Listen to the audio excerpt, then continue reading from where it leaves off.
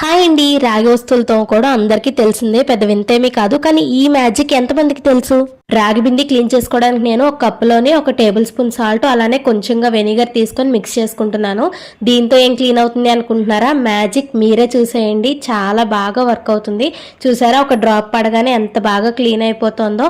ఇదేముంటుంది 10 నిమిషాలకి ఒరిజినల్ స్టేజ్కి వచ్చేస్తుంది అని అనుకుంటారేమో. అస్సలు కాదండి, మేము రాగి బిందులో వాటర్ తాగుతున్నాము.